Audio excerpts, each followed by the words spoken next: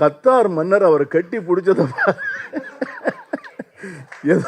ஏதோ 2 பேரும் வந்து நம்ம ஊர்ல சொக்காரம் பார்ப்போம், எங்க ஊர்ல சொல்லுவான் மாப்பிள்ளன்னு கட்டி பார்ப்போம் பாரு.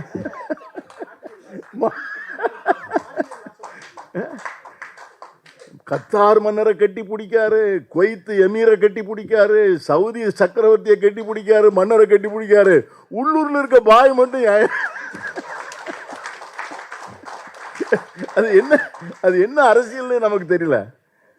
இவங்க மட்டும் வேண்டாதவங்களா போயிட்டாங்களா? அதான் பெட்ரோல் டீசல். உடனே அவர் என்ன பண்றாருன்னா, அவர்கிட்ட அக்ரிமெண்ட் பாருங்க, 2040 வரைக்கும் குரூட் ஆயில் வாங்குறதுக்கான அக்ரிமெண்ட். அது என்ன அக்ரிமெண்ட், அதுக்குள்ள என்ன இருக்கு, அது எப்படி நடக்குங்கிறதுலாம் நமக்கு தெரியாது. அது வியாபாரம்.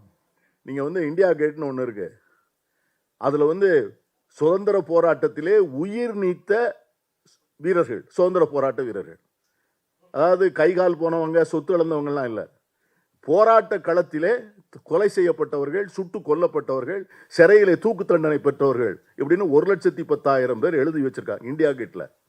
என் அருமை நண்பர்களே, ஏறக்குறைய 74,000 பேர் இஸ்லாமியர். 74,000 பேர் இஸ்லாமியர்.